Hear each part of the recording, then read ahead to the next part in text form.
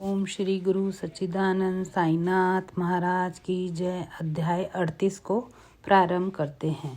बाबा की हांडी। मानव धर्म में भिन्न भिन्न गुण युगों के लिए भिन्न भिन्न साधनाओं का उल्लेख किया गया है। सतयुग में तप, त्रेता में ज्ञान, द्वापर में यज्ञ और कलयुग में दान का विशेष महत्व है। सर्व प्रकार के दानों में अन्नदान श्रेष्ठ है। जब मध्याह्न के समय हमें भोजन प्राप्त नहीं होता तब हम विचलित हो जाते हैं। ऐसी स्थिति उन प्राणियों को अनुभव करो जो किसी भिक्षुक भूखे को भोजन देता है, वही श्रेष्ठ दानी है। तैत्तरीय उपनिषद में लिखा गया है कि अन्न ही ब्रह्मा है और उसी से सब प्राणियों की उत्पत्ति होती है तथा उससे ही वह जीवित रहते हैं और मृत्यु के उपरांत उसी से में लय हो जाते हैं। जब कोई अतिथि दोपहर के समय आपके घर आता है तो हमारा कर्तव्य हो जाता है कि हम उसका अभिनंदन करें, उसे भोजन कराएं। अन्य दान जैसे धन, भूमि, वस्त्र इत्यादि देने से तो पात्रता का विचार करना पड़ता है, परंतु अन्न के लिए विशेष सोच विचार की आवश्यकता नहीं है। दोपहर के समय कोई भी अपने द्वार पर आए तो उसे शीघ्र भोजन कराना हमारा परम कर्तव्य है। प्रथम लूले, लंगड़े, अंधे, रुग्ण, भिखारियों को, फिर उन्हें जो हाथ पैर से स्वस्थ हो और फिर उन सभी के बाद अपने संबंधियों को भोजन कराना चाहिए। अन्य सभी की अपेक्षा पंगुओं को भोजन कराने का महत्व अधिक है। अन्नदान के बिना अन्य सब प्रकार के दान वैसे ही अपूर्ण है जैसे कि चंद्रमा बिना तारे, पदक बिना हार, कलश बिना मंदिर, कमल रहित तालाब, भक्त रहित भजन, सिंदूर रहित सुहागन, मधुर स्वर विहीन गायन, नमक बिना भोजन। जिस प्रकार अन्य भोजन पदार्थों में दाल उत्तम समझी जाती है, उसी प्रकार समस्त दानों में अन्न दान श्रेष्ठ है। अब देखिए कि बाबा किस प्रकार भोजन तैयार कराकर उसका वितरण किया करते थे। हम पहले ही उल्लेख कर चुके हैं कि बाबा अल्पाहारी थे और वह थोड़ा बहुत जो कुछ भी खाते थे वह उन्हें केवल 2 ग्रहों से ही भिक्षा में उपलब्ध हो जाया करता था। परंतु जब उनके मन में सभी भक्तों को भोजन कराने की इच्छा होती तो प्रारंभ से लेकर अंत तक संपूर्ण व्यवस्था वह स्वयं किया करते थे।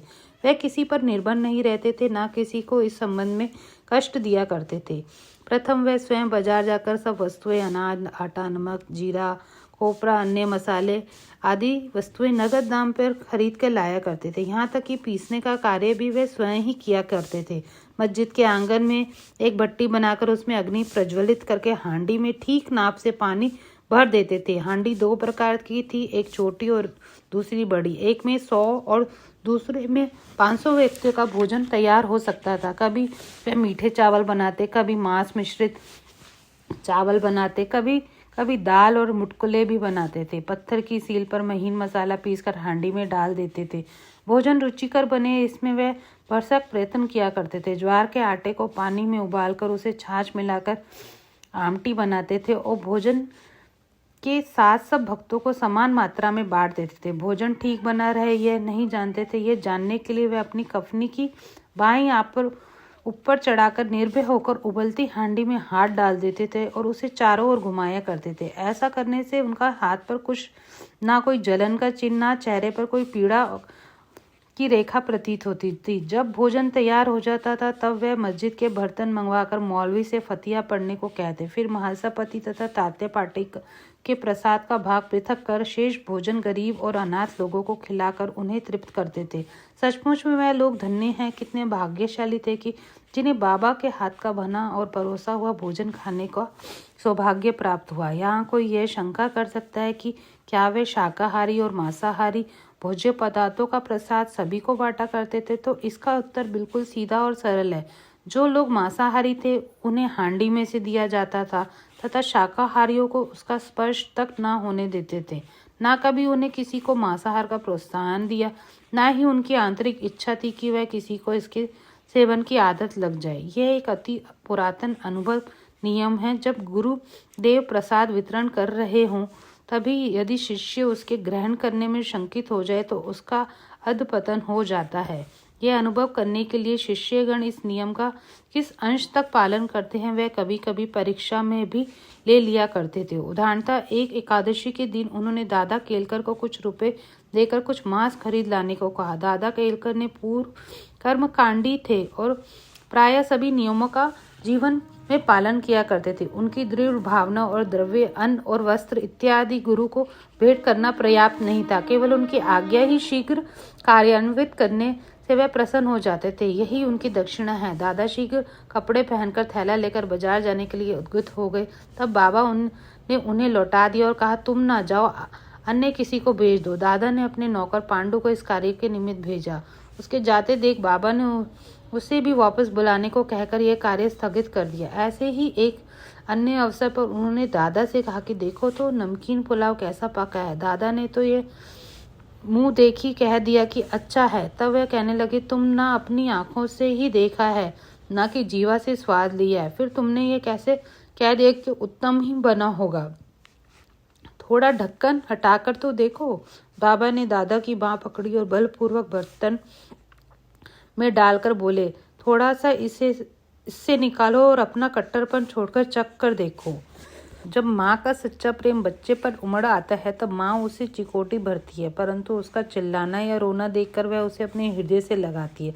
इस प्रकार बाबा ने सात्विक मातृ प्रेम के वश हो दादा का इस प्रकार हाथ पकड़ा। यथार्थ में कोई भी संत या गुरु कभी भी अपने कर्मकांडी शिष्यों को वर्जित भोज्य के लिए आग्रह करके अपनी अपकीर्ति कराना पसंद न करेगा। इस प्रकार हांडी का कार्यक्रम 1910 तक चला और फिर स्थगित हो गया। जैसे पूर्व में उल्लेख किया जा चुका है कि दासगुरु ने अपने कीर्तन द्वारा समस्त बंबई प्रांत में बाबा की अधिक कीर्ति फैलाई। फलतः इस प्रांत से लोगों के झुंड शिरडी को आने लगे और थोड़े ही दिन में शिरडी पवित्र तीर्थ क्षेत्र बन गया। भक्तगण बाबा को नैवेद्य अर्पित करने के लिए नाना प्रकार के स्वादिष्ट पदार्थ लाते और इतनी अधिक मात्रा में एकत्रित हो जाता था कि फकीरों भिखारियों को संतोष पूर्वक भोजन कराने पर भी बच जाता था। नैवेद्य वितरण करने की विधि का वर्णन करने से पूर्व हम नाना साहेब चंदोरकर की उस कथा का वर्णन करेंगे जो स्थानीय देवी देवताओं और मूर्तियों के प्रति बाबा की समान भावना के द्योतक है। नाना साहेब द्वारा देवी मूर्ति की उपेक्षा। कुछ व्यक्ति अपनी कल्पना के अनुसार बाबा को ब्राह्मण तथा उन्हें यवन समझा करते थे, परंतु वास्तव में उनकी कोई जाति न थी। उनकी और ईश्वर की केवल एक जाति थी। कोई भी निश्चयपूर्वक यह नहीं जानता था कि किस कुल में जन्मे और उनके माता पिता कौन है। फिर भी उन्हें हिंदू या यवन कैसे घोषित किया जा सकता है। यदि वह यवन होते तो मस्जिद में धुनी और तुलसी वृंदावन में ही क्यों लगाते और शंख घंटे अन्य संगीत वाद्य क्यों बजाने देते। हिंदुओं की विविध प्रकार की पूजाओं को क्यों स्वीकार करते। यदि सचमुच यवन होते तो उनके कान क्यों छिद्र होते और वे हिंदू मंदिरों का स्वयं जीर्णोद्धार क्यों करवाते। उन्होंने हिंदुओं की मूर्तियों तथा देवी देवताओं की जरा सी भी उपेक्षा कभी सहन नहीं की। एक बार नाना साहेब चंदोरकर अपने साली के पति बिनवले के शिरडी आए। जब वे मस्जिद में पहुंचे, बाबा वार्तालाप करते हुए अनायास ही क्रोधित होकर कहने लगे, तुम दीर्घकाल से मेरे सानिध्य हो, फिर भी ऐसा आचरण क्यों करते हो। नाना साहेब प्रथम इन शब्दों को कुछ भी अर्थ ना समझे, अतः उन्होंने अपना अपराध समझने की प्रार्थना की। प्रत्युत्तर में उन्होंने कहा, तुम कब कोपरगांव आए और फिर वहां से कैसे शिरडी आ पहुंचे। तब नाना साहब को अपनी भूल तुरंत ही ज्ञात होगी। उनका यह नियम था कि शिरडी आने से पूर्व कोपरगांव में गोदावरी के तट पर स्थित श्री दत्त का पूजन किया करते थे, परंतु रिश्तेदार के दत्त उपासक होने पर भी इस पर विलंब होने के भय से उन्होंने उसको भी दत्त मंदिर जाने को हतोत्साहित किया और वे दोनों सीधे शिरडी चले आए। अपना दोष स्वीकार कर उन्होंने कहा, गोदावरी में स्नान करते समय पैर में एक बड़ा कांटा चुभ जाने के कारण अधिक कष्ट हो गया था। बाबा ने कहा, यह तो बहुत छोटा सा दंड था और उन्हें भविष्य में ऐसा आचरण के लिए सदैव सावधान रहने की चेतावनी दी। नैवेद्य वितरण। अब हम नैवेद्य वितरण का वर्णन करेंगे। आरती समाप्त होने पर बाबा ने आशीर्वाद तथा उदी प्राप्त कर जब भक्तगण अपने अपने घर चले जाते तब बाबा पर्दे के भीतर प्रवेश कर निंबर के सहारे पीठ टेक कर भोजन के लिए आसन ग्रहण करते थे। भक्तों की 2 पंक्तियां उनके समीप बैठा करती थी। भक्तगण नाना प्रकार के नैवेद्य पूरन पोली, पेड़ा, बर्फी, बासुंदी, उपमा आदि में थाली में सजा कर लाते। तब तक वह नैवेद्य स्वीकार न कर लेते तब तक भक्तगण बाहर ही प्रतीक्षा किया करते थे। समस्त नैवेद्य एकत्रित कर तब वह स्वयं भगवान को नैवेद्य अर्पण कर स्वयं ग्रहण करते थे। उसमें से कुछ भाग बाहर प्रतीक्षा करने वालों को देकर शेष भीतर बैठे हुए भक्तगण पा लिया करते थे। जब बाबा सबके मध्य में आ विराजते तब दोनों पंक्तियों में बैठे हुए भक्त तृप्त होकर भोजन किया करते थे। अब बाबा प्रायः श्यामा और निमोणकर से भक्तों को अच्छी तरह भोजन कराने और प्रत्येक की आवश्यकता का सावधानी पूर्वक ध्यान रखते थे। वह दोनों भी इस कार्य को बड़ी लगन और हर्ष से किया करते थे। इस प्रकार बाबा प्रत्येक रास भक्तों को पोषक व संतोषजनक होता था। कितना मधुर, पवित्र, प्रेम सरसपूर्ण भोजन था यह, सदा मांगलिक और पवित्र। छाछ का प्रसाद। इस सत्संग में बैठकर एक दिन जब हेमांत पांड पूर्ण भोजन कर चुके तब बाबा ने उन्हें एक प्याला छाछ पीने को दिया। उसे श्वेत रंग से वह प्रसन्न तो हुए, परंतु उदर में जरा सी भी गुंजाइश न होने का कारण उन्होंने केवल एक ही घूंट पिया। उनका ये उपेक्षात्मक व्यवहार देखकर बाबा ने कहा कि सब पी जाओ, ऐसा सुअवसर अब कभी नहीं पाओगे। तब उन्होंने पूरी छाछ पी ली, किंतु उन्हें बाबा के सांकेतिक वचनों का मर्म शीघ्र ही विदित हो गया, क्योंकि इस घटना के थोड़े दिनों पश्चात ही बाबा समाधिनस्थ हो गए। अब हमें अवश्य ही हेमांत पट के कृतज्ञ होना चाहिए, क्योंकि उन्होंने तो छाछ का प्याला पिया, परंतु वह हमारे लिए यथेष्ट मात्रा में भी श्री साईं लीला रूपी अमृत दे गए।